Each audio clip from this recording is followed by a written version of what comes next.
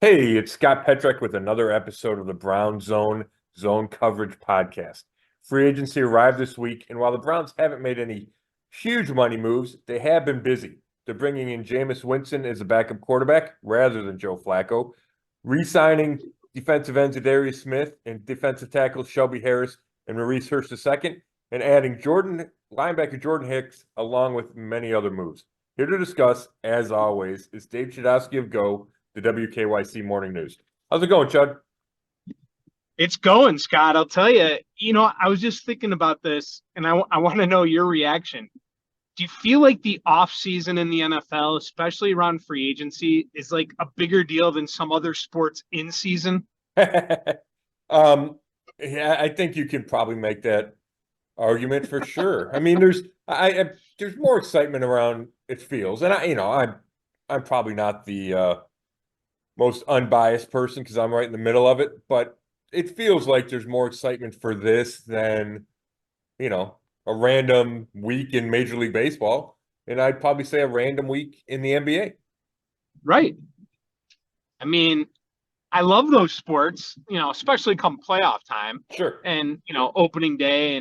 But as far as like storylines and just the way that people react to it, it's incredible how big the NFL has gotten. So, and almost loosely, I say that because I know that off season should not trump, regular season in other sports, but it paves the way, especially right now, for what the regular season is going to look like. And we're going to really dive into the Browns here in a second, but just from the overall landscape, this has been a wild week dating back to when we first started hearing about the stories up until it became official just around the league with some of these big names going elsewhere. I mean, it's unbelievable, isn't it?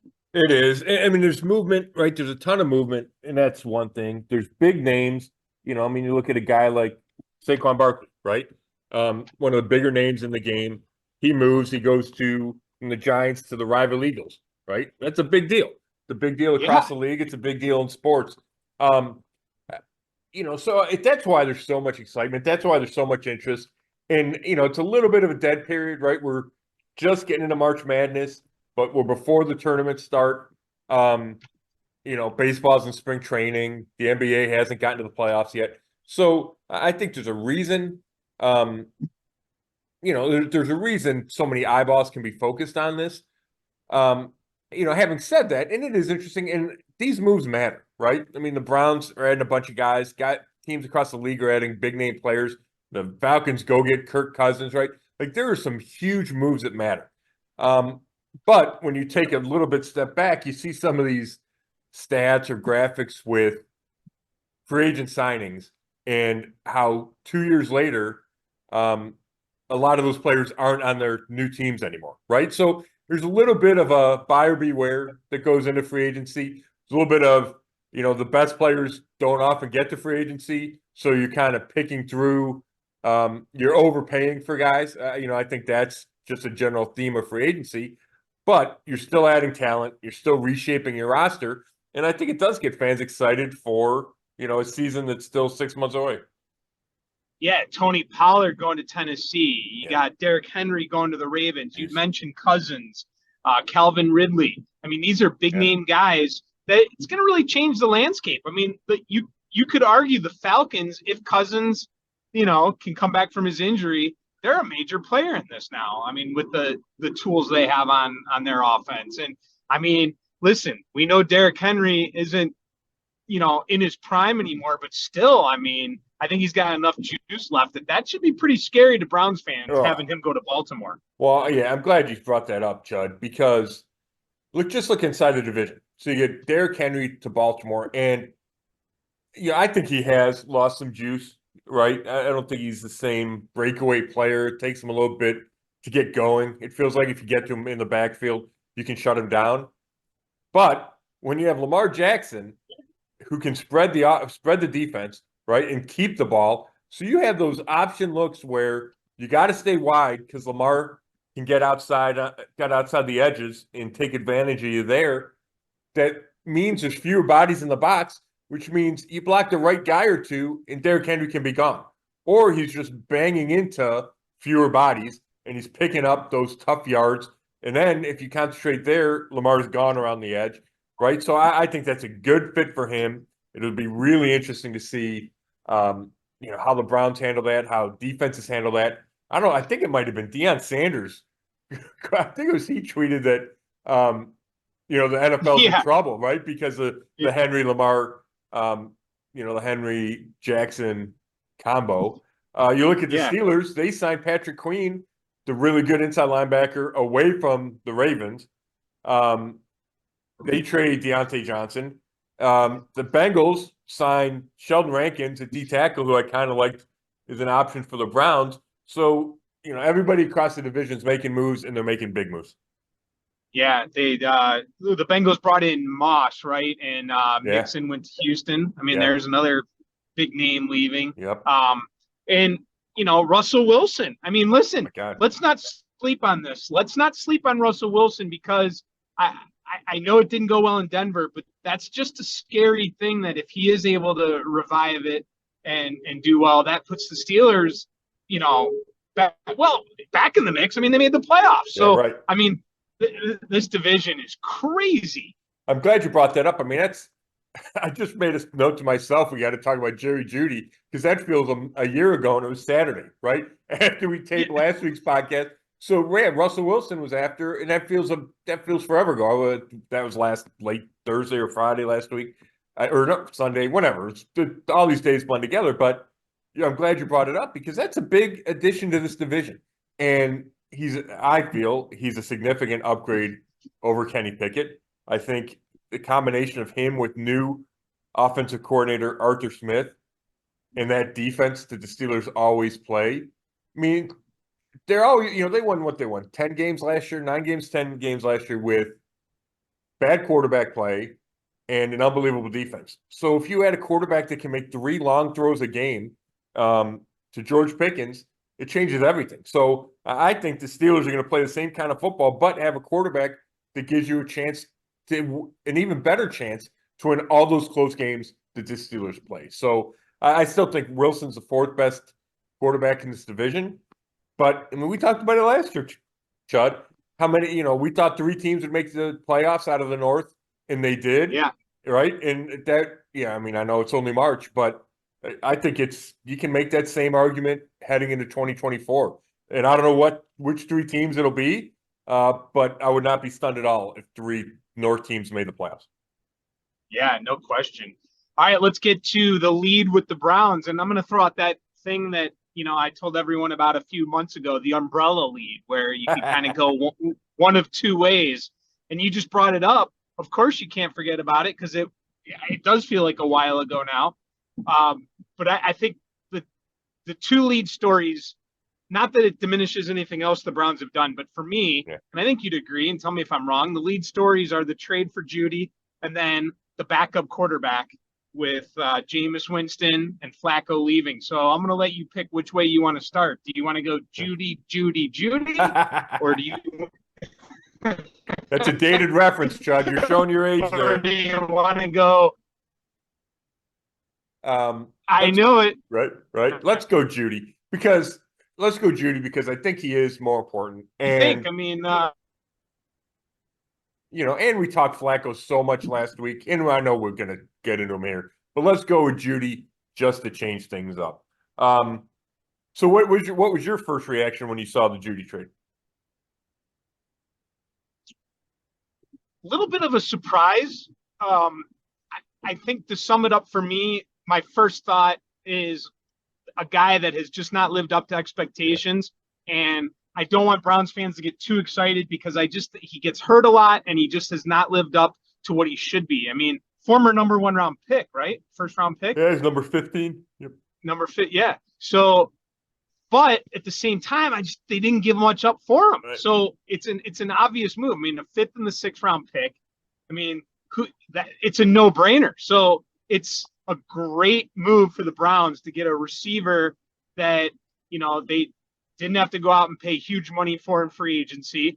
And if he does live up to 1st round expectations, you just stole him away. So it's a no brainer, but I do want to throw out a little bit of, don't get too excited because, I mean, again, he's got to come on the field and do it because he just hasn't yet. Yeah, I think that's completely fair. I think it's on the money. It's a low risk move, right, with a chance for high reward. One of my buddies I thought made a good point.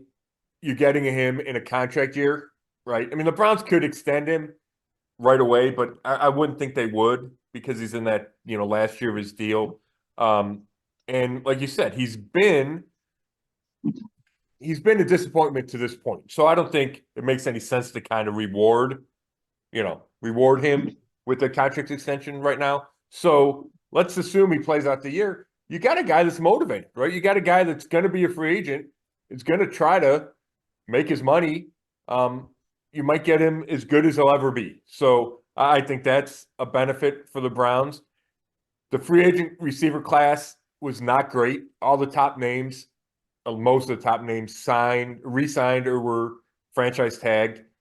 We saw Calvin Ridley just signed for an insane amount of money and, probably overpaid. And, you're getting Jerry Jeudy for less than 13 million. And I like that. I think that's a good bargain. You're not asking him to do too much because you have Amari Cooper as your number one. He kind of slots in as number two with, I would assume, Elijah Moore, number three, depending on how it goes. So I like it. I think it's a prove-it year. I think it adds to your receiving core. It gives Deshaun Watson more options. I mean, the guy's talented, right? He's a Biletnikoff Award winner at Alabama, is the nation's top college receiver. Two 1,000-yard years at Alabama. I talked to Amari Cooper in 2022, and I did a story about Cooper as a route runner. And I was asking who he liked in the league, and Jeudy was one of the guys he mentioned. Now, I think there's some Alabama bias there, but that's one of the things that Jeudy does best is run routes. And, I think being around Cooper is going to serve him really well, and I think it'll help him, and he can just watch Cooper work. There's been, I don't know, off field might be too much, but, we know that Jerry Jeudy kind of got into it with Steve Smith Sr. a little bit when Smith called him just a guy. He has reactions, right? He has reactions on social media when people criticize him or criticize the Broncos. So, I think there's some maturity issues there, but I talked to somebody who knew him in Denver and thinks he's a good kid. And I asked if it's a pain in the butt, and the guy said no. He goes, I like him. He goes, he's a receiver, right? So there's always something there. But if he's not a pain and he's dedicated and he can stay healthy, you got a guy that's got some explosion, some run after catch, and I think the Browns need that. So I like you, Chud. I think it was a smart move. It was a position they needed to address. Doesn't mean they can't draft somebody, right? But I think it gives them, three, and if you add Cedric Tillman, four receivers that you can kind of count on heading into the draft and heading into next season. So I like that move. Steve Smith, just a guy otherwise known as a Jag. Exactly. Right? Yep. So I'm glad you brought up the Steve Smith part. That was going to be my follow-up for you, but you already hit that. So let me ask you this. The Chargers just got rid of Mike Williams, didn't they? Did I see that? Yes. So is that an option? No, I think they're done with they might be done with big moves, period. But I think they're done. I think they're done with big moves at receiver, right? To me, defensive tackle, and we'll get into this, might be the one spot that they could still go, but they got so much volume there that even that I question. But like I said, Cooper, Jeudy, Moore, Tillman, I think that's your four. And then you go draft a guy. Whether you draft a guy at 54, whether you draft a guy at, in the fourth round, fifth round, I would be surprised if they don't add a receiver in the draft. It's such a deep class. They need to, I think they need to get younger. They need to stockpile, especially because Cooper, Jeudy, and Moore are all entering their last year of their contracts. So we could see a big change between the 2024 and 2025 receiver groups. If Jeudy plays great, then the Browns probably give him huge money and make him their number one receiver, right? And maybe move on from Cooper that's 31 or, give Cooper a smaller deal. But But I just think there's so many ways the receiving group can go following this season. But I would expect them to add a guy in draft. I would not expect them to add a big name free agent. I'd be pretty shocked if Jeudy ever becomes a number one, like Amari Cooper or some of these other number ones in the NFL. That's just me though. Yeah, I mean, you're probably right, Chud. I mean, we're 4 years in his career and doesn't have a 1,000-yard season, doesn't have a Pro Bowl. But I just go back to when you draft a guy 15, right? That's the hope, right? That's the expectation. So I just think that's one of the million scenarios that could happen with this receiving core as we move forward. Yeah, but at some point though, you have to kind of look away from that number because sometimes guys don't live up to that number. And then like a Tom Brady, at some point, don't you look away from where a guy was drafted at some point? Well, you probably should. I'll tell you this. I know it sticks with me, right? When I read a story, a guy's a first-round draft pick, that means something. And part of that's because more people know, right? You know him because he played well in college. You know him because he was first-round pick.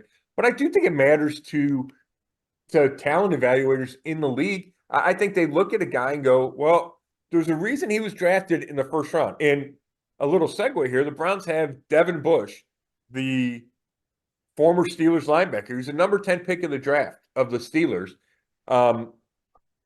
And the Browns have him in for a visit this week. Now, he's been a disappointment. He got hurt. Let me see what year. He was drafted in 2019. He tore an ACL in 2020, wasn't the same player after that. Steelers didn't pick up his fifth-year option. He played in Seattle last year, didn't play much. The Browns have him in for a visit today. And I bring that up is, okay, he's probably washed out. And, if he didn't play much in Seattle, who knows if he's got any kind of a future.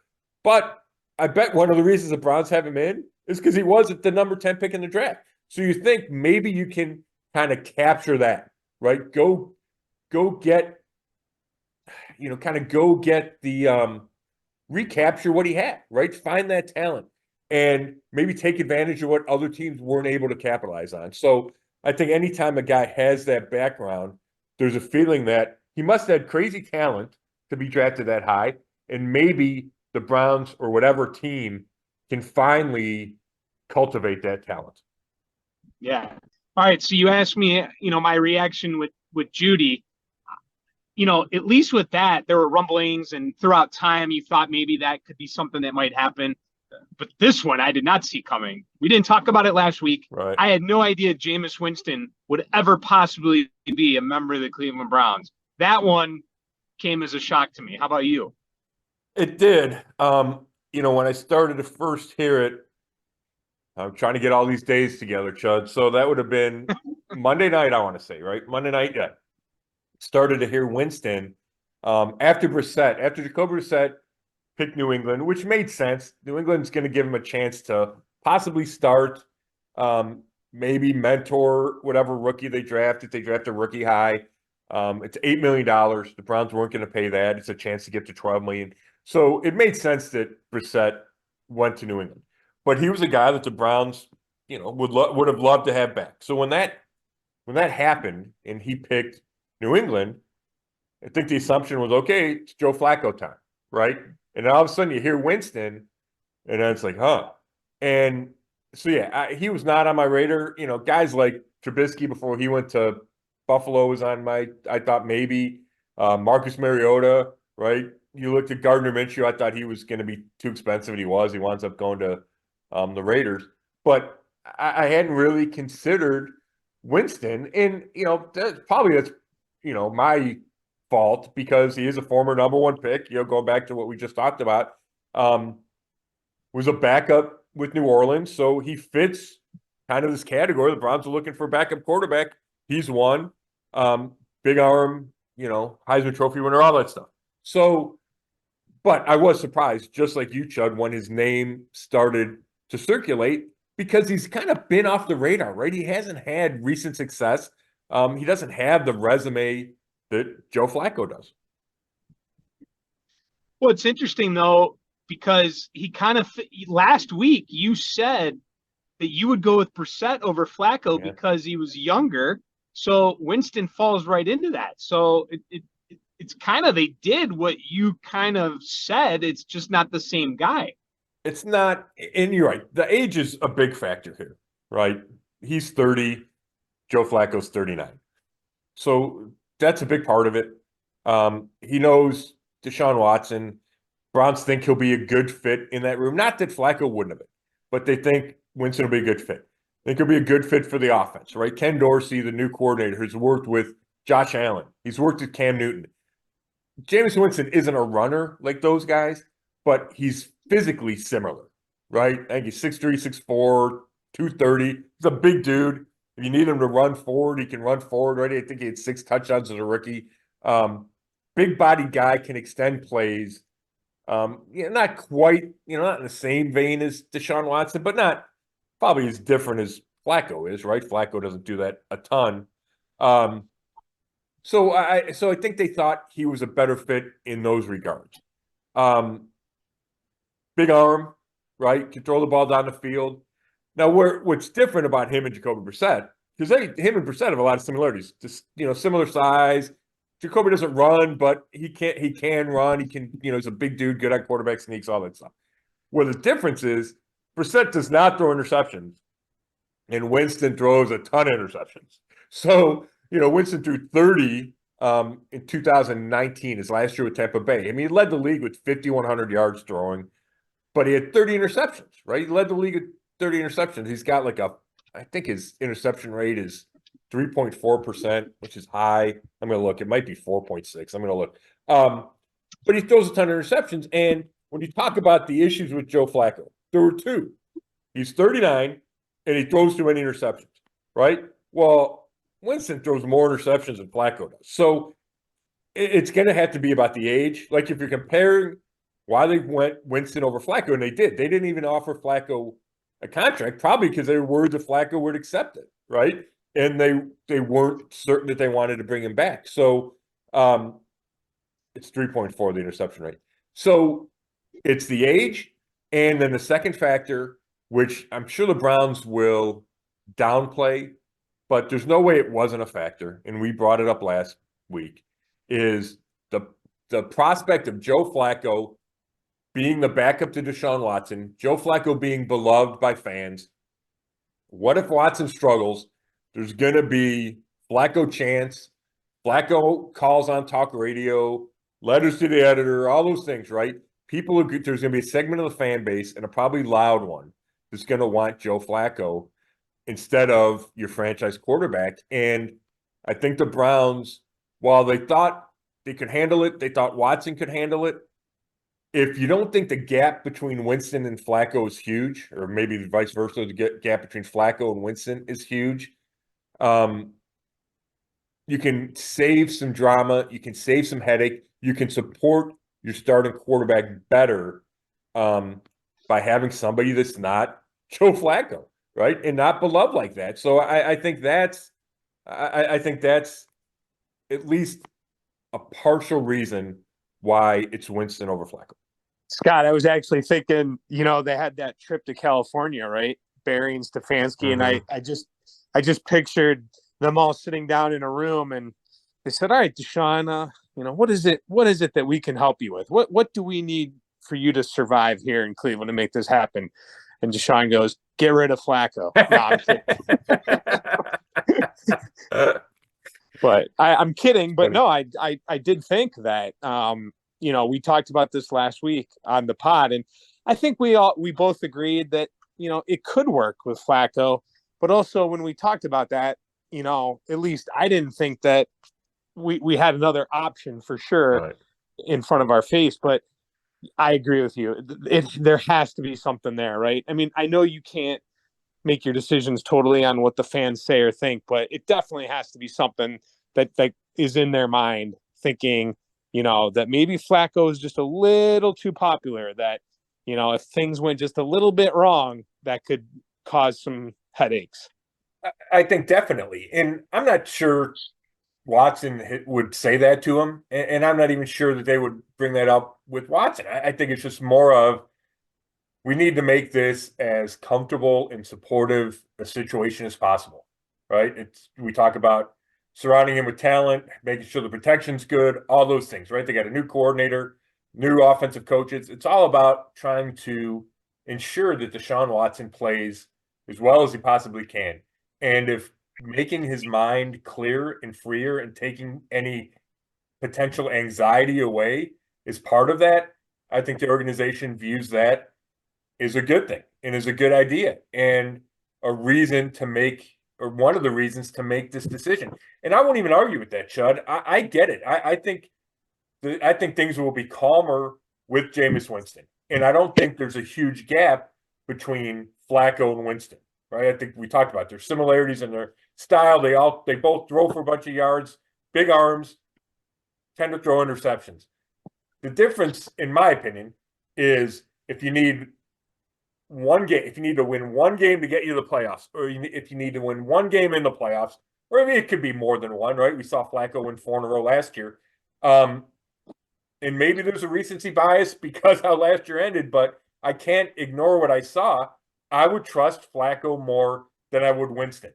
And like I feel strongly about that. Now, if you're the Browns and you say, hey, the only way we're going to get to Super Bowl is if Watson stays healthy, and is there that big a gap? No. Between Flacco and Winston? No. And is that going to make Watson feel better and potentially play better? Then I understand the move, but it could come back to bite them if they need that backup and if Winston doesn't live up to what Flacco did a year ago. And last point on this, obviously Flacco showed at least some people in the league that he still is capable of playing because he signed a deal in Indianapolis that pays him a little bit more than Winston, and he's going to back up Anthony Richardson, who's coming off of shoulder surgery, right? So he proved to at least one other team that he deserves a job in the NFL, which wasn't the case a year ago. Yeah, I think both guys, and you mentioned it, both guys could definitely hurt you with the interceptions. I just think it's interesting because a couple months ago, if you would have told Browns fans that this was going to happen, people would be like, what? Yeah. Right. But that just kind of shows you where life is, when things happen at a certain time, you're caught in that. We always say prisoner of the moment, right? Yep. When you're involved and you're actually going through it. But then when you can separate away from it and look to the future, I probably would. Well, no, not probably. I agree with you. Right now, I would rather have. I said this last week, okay?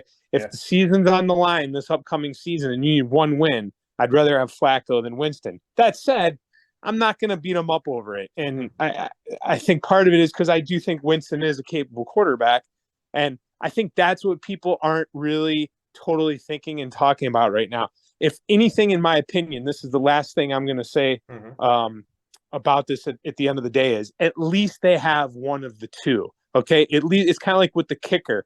They realized they made the mistake. They moved on from it. They said, all right, we messed up. At least this is the Browns acknowledging that we need a veteran backup quarterback. And at least they have one because, last year they didn't think they didn't or want one, think they needed one, whatever the case may be. They didn't have it and they had to go get it. At least now they're acknowledging, hey, DTR is not ready. We need to have a veteran quarterback in case something happens. That's a great point. I'm glad you brought that up. And I do think there is that prisoner of the moment, right? I'm looking at Winston's career here. He didn't start a game last year. So it's hard to – so he's not in anybody's, or my many fans, I would think, the front of the mind, right? Because he didn't start a game. Derek Carr started every game in New Orleans. The Winston headline from last year was when he was supposed to take a knee in the victory formation, and they scored a touchdown, and it upset the Falcons, and it upset the Saints coaches, right? But he hasn't played. He started the first 3 games in 2022, went 1-2, got hurt. Andy Dalton took over, and then when Winston got healthy, Dalton stayed in. And then, the last real time he played was 2021. He went 5-2, and Sean Payton was getting him to be more careful with the ball. 14 touchdowns, 3 interceptions, and then he tears an ACL on a horse collar and is done for the year. So there are glimpses there. It's just, and the Browns must feel like they can mine those glimpses, mine that talent. But he just hasn't played a bunch in the last 2 years, so he kind of faded at least from my consciousness. He really did, and that's why it was kind of a surprise. But Yeah, it's going to be well, I guess at the end of the day, we just hope we never see him. Yeah, right. So, all right, let's move on now, and let's look at the free agency for the Browns, and overall, I guess the question is, well, do you want to just you want to do a run through of everyone that they kept from their team, and then everyone that they brought in that wasn't on? Yeah, I'll see if I can remember all these guys here, Chud. We have the biggest ones. To me, the biggest one was Zadarius Smith. We talked about that last week. They re-signed the defensive end. He played well last year. Obviously, Myles Garrett played great on the other side of him. Won Defensive Player of the Year. So Smith is back at end. 2 years, $23.5 million. Did not break the bank. It's a good price, a good fit. He said he feels something special brewing last year, and that's why he wanted to return. Next, Jordan Hicks, linebacker, veteran guy, played with the Vikings last year, knows Jim Schwartz, the coordinator from their time together in Philly. Tackle machine. Anthony Walker Jr., Sione Takitaki left, Walker to Miami, Takitaki to New England. So now you have Hicks and JOK. And I think those are your two main guys. Actually, I don't know if we're taking this in segments, and I can't remember 10 minutes ago, let alone a few hours ago, but they have Devin Bush in for a visit today, former number one pick. We talked about the number one picks. So they might add one more guy to that linebacker room, but Jordan Hicks, I would expect him to come in, be the starter next to JOK. Good in coverage, tackle machine. So a guy that, fits, and I think the Browns looked at him, Takitaki and Walker, and picked Hicks over those other two guys. They bring back defensive tackles Maurice Hurst II and Shelby Harris. Then they go out and reach an agreement with Quentin Jefferson, who was with the Jets last year. And it feels like it's going to be those three guys, Dalvin Tomlinson and Siaki Ika at D tackle. And Jefferson's got a little bit of end tackle. He's like 6'4", 291. I think he fits more at tackle. So it feels like the line is set. Not that they couldn't add anybody in the draft, but they have 9 or 10 guys for those two positions. At end, it's Garrett, Smith, Okoronkwo, Alex Wright, and then Isaiah McGuire, who they drafted last year. At tackle, it's Tomlinson, Jefferson, Harris, Hurst, and Ika. So that's five guys they like at each spot, and usually you only play 4 games. So maybe there's another move there, but it feels like they're kind of set along the line. They went out and signed Nakeem Hines from Buffalo. He didn't play last year. He was in a Sea-Doo accident. But, Chud, I like this guy. He came from the Colts. They traded him to Buffalo in 2022. I like him added to that running back group. He's got explosion. He's good catching the ball out of the backfield. He's got 2 punt returns, 2 kickoff returns for touchdowns. So, I don't think he's not an every down back, but he's a guy that can play some running back. He can return for you. The key is he back because he tore a couple of knee ligaments, including the ACL. Can he come back from that? But if he's healthy, I like him. He's got history with Bubba Ventrone in Indy and then Ken Dorsey in Buffalo. It sounds like, or they signed a tackle, Hakeem Adeniji, a backup tackle. They needed depth there. And then Corey Bojorquez, the punter, they brought him back on a 2-year deal. And then the last 2 they happened kind of late last night. Giovanni Ricci, he's a tight end, more a blocker than a receiver. I think he's got 12 catches in 3 years. Actually 9 catches in 3 years. And then special teamer cornerback Tony Brown, who, if he winds up signing, will take the place of Mike Ford Jr., who did the same thing. Special teams ace, gunner, cornerback, and he signed a deal with the Texans. So just a couple relatively big moves, but then a lot of bringing guys back. They brought back Michael Dunn on the offensive line as well, and then just filling in a couple of pieces here and there. Last week we talked about Christian Wilkins. They do not get him. He gets that big deal in Vegas. Huge deal. Yes. Yeah. Huge deal. Right. Not a deal the Browns probably. I guess. Do you think they were in it at all for him, or is that just way out of their price tag? No. I mean, I think they were interested, right? I think they were interested in him. I think they were interested in defensive end Jonathan Gennard from Houston, and the prices just got too much. They just got too high. I mean, Wilkins, I think, is 28 or 29 million with the Raiders. Grenard, I think he's 18 with Minnesota. And, I was thinking Wilkins was going to be 22 and Grenard might be 13. So I think the Browns are at a spot with their roster and with the salary cap where they have to set limits. And they can't just go reset the market at a position, especially a position where, they went and signed Dalvin Tomlinson a year ago. That was their number one free agent signing last year. So I understand why they wouldn't. I thought that would be a huge splash and help. But it feels like they think they have enough pieces to do it. Now, again, I wouldn't rule out, if the right, Eric Armstead's out there. I like that idea. The Niners released him, but I think he would get big money. But maybe if, the market kind of settles, maybe they make a strike there. But I feel like they're kind of settled, or, they're kind of content with where they are, and they just weren't going to overpay. And I understand that. Last year, they didn't overpay for Javon Hargrave either. So do you feel like at linebacker, I think Taki's kind of a big loss. I think I kind of didn't really love that one. Yeah. Anthony Walker, that's a tough loss. He gets hurt a lot, but that's a tough loss too, as far as like inside the locker room, I feel like, in a leader. That said, they did get Hicks. Do you feel that they're stronger at linebacker, the same, they got weaker? Yeah, that's a good question, Chud. I think if you look at it overall, I would say weaker, because you're losing two guys. You're losing two guys that started games for you, played well for you. Like you said, Walker's a captain. He's beloved in that room. I thought they were only going to re-sign one of them, and Taki made more sense because he's younger and hasn't had the same injury history as Walker. But they picked Hicks over Taki. Like, I think they're paying Hicks more than Taki wound up getting in New England. It was close, but I think it's more. So they picked Hicks. Now, that's interesting because Hicks is a few years older. I think maybe he moves better than Taki. I haven't gone and watched his film, but Taki was kind of that big Sam linebacker that proved he could play in the middle. I don't know if you want him in space, and I think Hicks has played more in space throughout his career. But that's a choice that will be kind of criticized, or at least watched, right, to see if it was the right decision. Because I think they could have brought Taki back if they wanted, and they chose not to. And now they got to kind of figure out what they're going to do with that third spot. Is it Tony Fields a second? Do they bring in Devin Bush, like you mentioned? Do they draft a guy? Because it feels like they're one guy short, even though you usually only play two. You need that solid third guy, especially in this division with the guy like Derrick Henry, right? With Pittsburgh's going to want to run the ball a bunch. You might be in base defense more than you were this year, and that's when you need that third linebacker.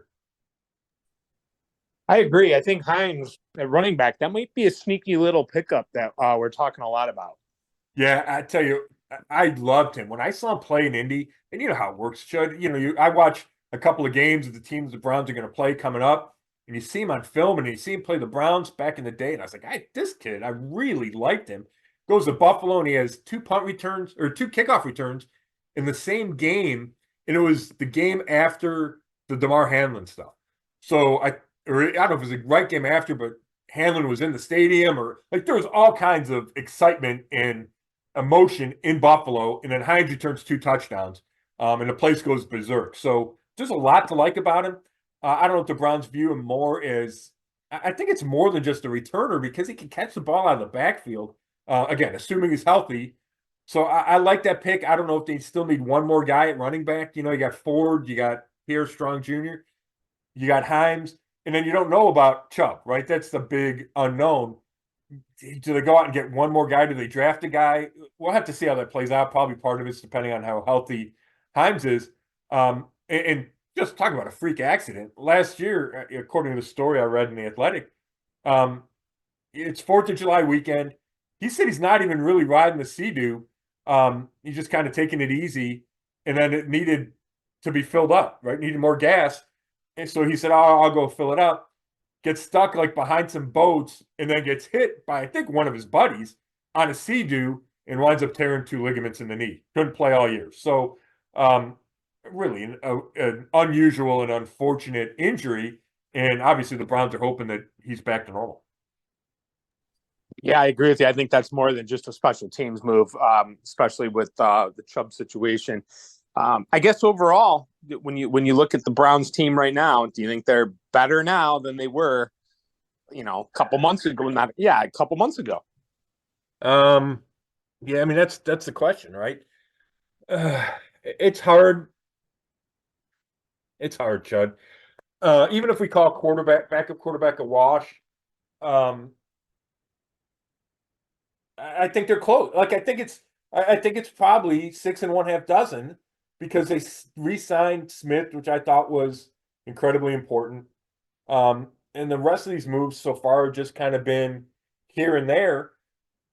But I don't think that's necessarily negative because the Browns were good last year, right? I mean, they won 11 games with four different starting quarterbacks, right? So this roster did not need a rebuilding, right? It needs tweaks. And there's still the draft coming up. There's still months of free agency where you can sign, specific guys if you feel like you're short somewhere. I'm sure Andrew Berry will sit back and look at this roster and go, okay, I still think they need a second tight end because Harrison Bryant, he left to go to Las Vegas, which I think we all expected, but I think they need an upgraded number 2 tight end behind David Njoku, unless they just turn it over to Jordan Akins, but he didn't do a lot last year in his first season with the team. So there's still some minor moves, but they were returning 17 of 22 starters, right? Or 18 of 22 starters. So there wasn't a whole lot there. There wasn't a whole lot of work that needed to be done. And then Smith is one of those guys that they re-signed. We talked about the number of guys at D tackle taking the place of Jordan Elliott, and that's not a big loss. And then the other two are linebackers. So I think they're kind of, and then they trade for Jeudy, right? And I almost forgot about Jeudy, which I said earlier because it was a week ago. And actually, we talked to him on Zoom 2 hours ago. I shouldn't be forgetting about him. If you add the Jeudy pick, if you add the Jeudy trade, I would say the Browns are better than they were when they ended the 2023 season, even if it's just a little bit. But I think that's okay because I liked where they were when 23 ended, except for the result of how 23 ended. I'm gonna have to keep reminding you every week, every God. month. Jeudy. They got Jeudy, Scott. They got. I know. But honestly, Chud, like before we got back on this podcast, I'm finishing a Jerry Jeudy story. I just need to reread it. So I don't know why I can't keep that in my head, but I'd appreciate if you did that for me. Yeah, no problem. Brian, I'm kind of bummed that didn't work out in Cleveland. I still feel like he could be something good in the NFL. Yeah, maybe he gets a chance to do something more, with the Raiders. I don't know if being stuck behind Njoku hampered him. It probably did, right? You don't get a ton of opportunities, but I think he's just.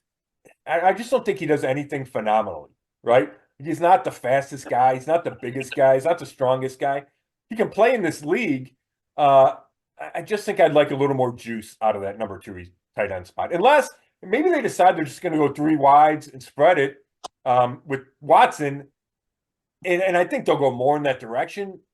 But you know how much defense he likes his tight ends. And you got to be able to go big on the goal line. If you have Nick Chubb, you need to go 2 tight ends sometimes, right? So I think they do, even with Ricci, that they're going to sign Giovanni Ricci. I think they need one more guy, and I think preferably he's a guy that can help you in the pass game. So, is there anything to, I don't know if there's anything to this, but is Greg Newsome, or is there anything to any rumors about him leaving? Yeah, I mean they're out there that the Browns are willing to trade one of their corners, and he'd be the guy, right? I don't think they're trading Denzel Ward. He's just too good, right? Hometown kid. They just restructured his contract to create some salary cap space. Pro Bowl year. I mean, he's a top, 5, 6, 7 corner in the league. And then Martin Emerson Jr. has been such a pleasant surprise after getting picked in the 3rd round in 2022. He's cheap for now. I think he feels like a guy you're going to extend at some point. So, it would be Newsome. So, having said that, I think the Browns will be willing to do that because they have Cam Mitchell that they drafted last year out of Northwestern and played pretty well in the slot. and they're good at drafting corners, right? They've shown that. So I understand why they would do that. It's a little bit of a position of strength if they dealt one of the corners. If you got something back for Newsome where you could upgrade a different position, he's going to be due. Like if they pick up his fifth-year option, it would be just 13.7 for 2025, which isn't outrageous, but all of a sudden you're starting to pay everybody at cornerback. But having said all that, you have to get a really good haul back, and I'm skeptical of the fact that they could do that. I think, if you trade him and he's a starting corner in this league, you'd have to get something really good back. And I just don't know if you could get it back. And I don't think they're just going to give him away. So I would expect them to pick up that fifth-year option. I'd expect him to stay and probably play out that contract unless he demands a trade, and maybe that, kind of sparks something. But, the Browns like him, and they played so much man that you need a bunch of good corners. And if you can go three great corners and you feel like you have three starters in Ward, Emerson, and Newsome, why mess with that? So I wouldn't rule it out, but I wouldn't expect it either. All right, Scott. Well, as you kind of mentioned earlier, we're taping this at two different points today. The magic of podcast, the magic of technology. Could have probably taped a little bit throughout the week. I mean, it's just been kind of something different every day, and that's what happened today. You find out you have a Zoom opportunity with Jeudy. So what did we learn on that maybe you didn't know before, or anything that fans should know about? Yeah, just a couple things real quick, Chud. Excited to be here. Feels wanted. The Browns had tried to trade for, or at least were interested in trading for him.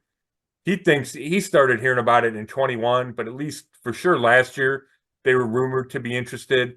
And that makes him feel wanted, that they kept interested in him. It didn't go away. And then they went and got him. So that's, he feels welcome and wanted. He's excited to be here. And then it's the Amari Cooper connection. Both went to Bama, both from South Florida.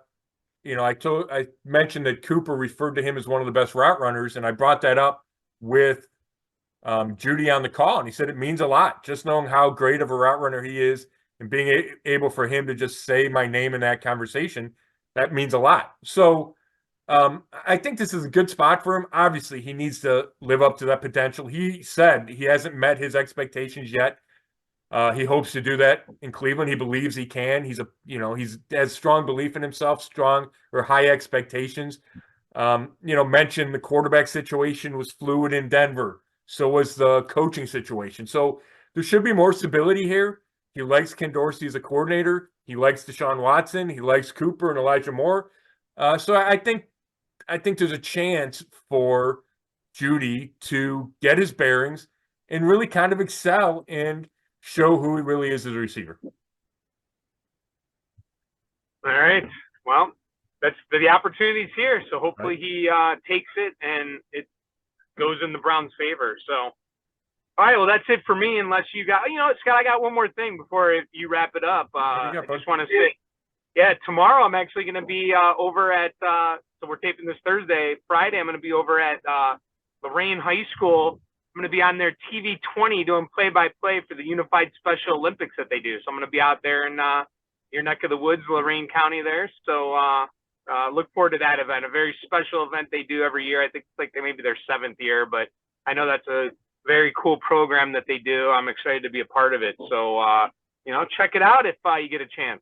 Yeah, that's a great event, buddy. It's a great event. Say hi to Lorraine County for me. I don't get there as often as I used to. But yeah, that's a great event. I'm glad they asked you. Yeah, look forward to it. So that's it for me, unless you got anything else. No, I think we're good. I appreciate it, Chud. It's a busy week as always, right? But I'm glad we were able to do this, even if it took 2 parts. And we were able to get a little Jerry Jeudy Zoom call reaction. So it worked out okay. So I appreciate it, Chud. Thanks everybody for listening. This has been another episode of the Zone Coverage Podcast, and you can read all my work at brownzone.com. Thanks.